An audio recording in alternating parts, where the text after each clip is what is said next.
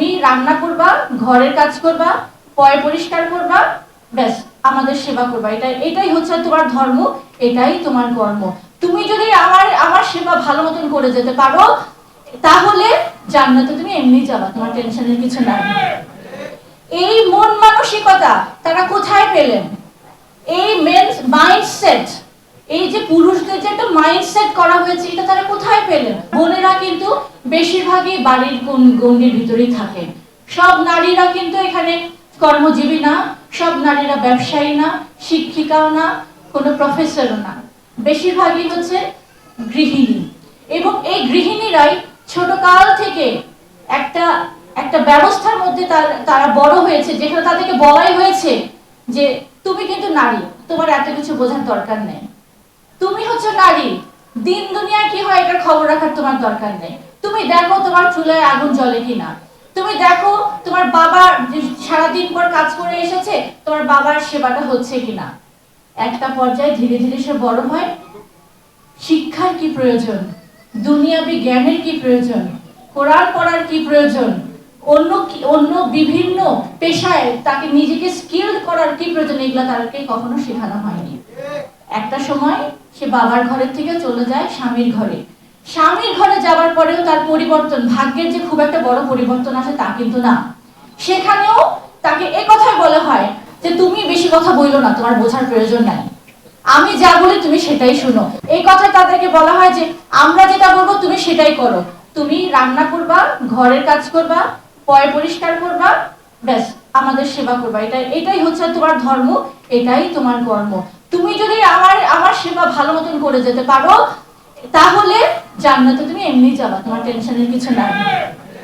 এই মন মানসিকতা তারা কোথায় পেলেন? এই মাইন্ডসেট, এই যে পুরুষদের যে একটা মাইন্ডসেট করা হয়েছে, এটা তারা কোথায় পেলেন? তারাও সেই সমাজে বড় হয়েছে, যে সমাজে বলাই হয়েছে যে তোমার স্ত্রী হচ্ছে তোমার দাসী, সে তোমাকে দাসীর মতনই সার্ভিস দিয়ে যাবে। কেন? কারণ আজকে আল্লাহর দেওয়া সেই তৌহিদ ভিত্তিক জীবন ব্যবস্থা নাই বলে নারী পুরুষ দুইজনে কিন্তু ভুলভাবে ইসলামকে বুঝতে পারছেন। যে হাত দিয়ে আজকে আপনি রুটি বানাচ্ছেন আপনার স্বামীর জন্য, সন্তানের জন্য, রাসূলুল্লাহর নারী সাহাবারাও কিন্তু এইভাবে করতেন। কিন্তু যখন আল্লাহ রাসূল আসলেন, যখন তিনি তাওহীদের ডাক দিলেন, তারা যখন রাসূলের সাথে ঐক্যবদ্ধ হয়ে সেই আইনে জাহেলিয়াতে সমাজকে পরিবর্তন করার জন্য যখন তারা অঙ্গীকারাবদ্ধ হলেন, যেই হাত দিয়ে তারা রুটি বানাতেন, সেই হাত দিয়ে তারা অস্ত্র হাতে তুলে নিয়েছেন আল্লাহর দ্বীনকে প্রতিষ্ঠা করার জন্য। আমার নারীদেরকে বলা হয় যে তুমি বাইরে যেও না, তোমার বেশি দোকানে যাওয়ার দরকার নেই, পরপুরুষ দেখলে তোমার ঈমান শেষ। আমি আপনাদেরকে বলবো, আল্লাহ রাসূলের নারীরা এই জাহেলি সমাজকে পরিবর্তন করার জন্য যুদ্ধের ময়দানে পর্যন্ত গিয়েছেন।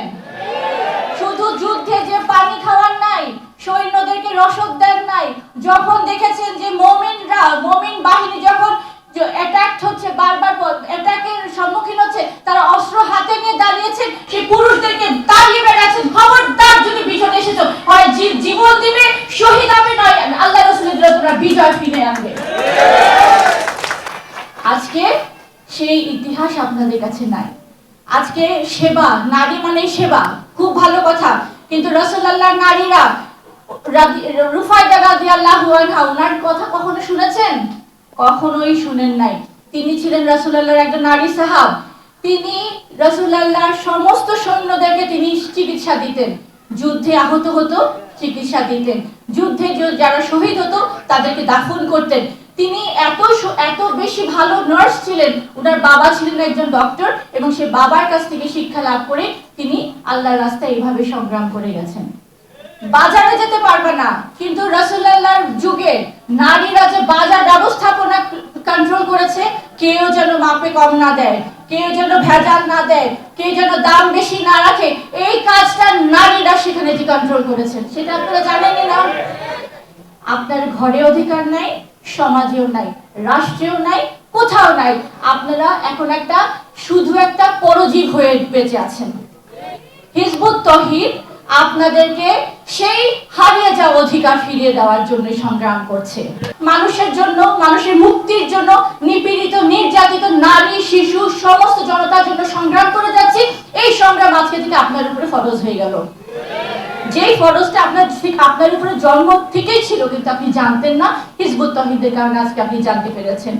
আমি আল্লাহর কাছে দোয়া করব আল্লাহ যেন আপনাদেরকে সেই রাস্তায় রাখেন। হিজবুত তাওহীদের ব্যাপারে যেভাবে অপপ্রচার আছে সেটার কোনো শেষ নাই।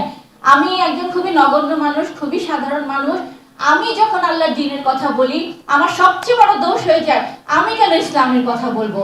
আমি তো একটা নারী, আমার তো বাইরে যাওয়ার কথা না, আমার কণ্ঠ তো কোনো পরপুরুষের শোনার কথা না, আমি কেন ইসলামের কথা বলবো? আমি সমস্ত মেয়েদেরকে বেহায়া বানিয়ে দিচ্ছি, আমি সমস্ত মেয়েদেরকে বিভ্রান্ত করছি। কি পরিমাণ নোংরা নোংরা কথা আমাকে বলা হয়, কি পরিমাণ নোংরা স্টিকার কমেন্টস দেওয়া হয়। এবং যদি আপনি প্রত্যেকটা প্রোফাইলে ঢুকেন দেখবেন প্রত্যেকে মাশাআল্লাহ সুন্দর, তাদের লেবাস সুন্দর, তাদের মুখে দাড়ি আছে, তাদের মাথায় টুপি আছে।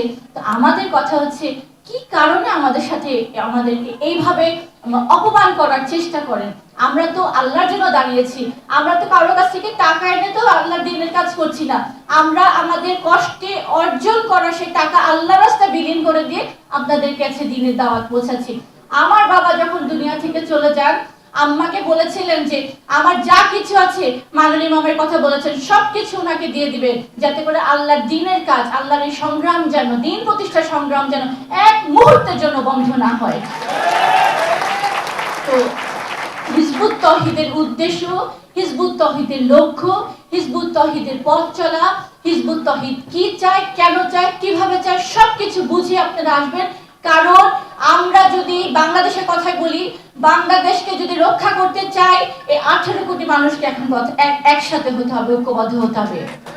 এই 18 কোটি মানুষ, নারী পুরুষ উভয়কে, কারণ দ্বীন প্রতিষ্ঠা শুধু পুরুষের দায়িত্ব না, আল্লাহ আপনাকেও একই দায়িত্ব দিয়েছেন যে দায়িত্ব ভাইদেরকে দিয়েছেন। কাজে নারী পুরুষের একত্রিত হয়ে, ঐক্যবদ্ধ হয়ে যদি আমরা আল্লাহর দ্বীনকে প্রতিষ্ঠা করার এই সংগ্রাম না চালাই, না বাঁচবে ধর্ম, না বাঁচবে বাড়ি, না বাঁচবে আমার সংসার, না বাঁচবে আমার রাষ্ট্র, কিছুই বাঁচবে না, ধূলিসাৎ করে দিবে সাম্রাজ্যবাদীরা। তো আল্লাহর কাছে আমি এটাই দোয়া করব যে যারা ঐক্যবদ্ধ হয়েছেন, আল্লাহ যেন আপনাদেরকে আপনাদের আকীদা ক্লিয়ার করে দেন এবং আপনাদের জীবন সম্পদ যেন আল্লাহর রাস্তায় ইনশাআল্লাহ কবুল করেন। আমাদের জন্য দোয়া করবেন, কোন পরিস্থিতি যেন ইনশাআল্লাহ আমাদেরকে কাবু করতে না পারে, জীবন দেওয়ার জন্য যেন আমরা সর্বদা প্রস্তুত থাকতে পারি।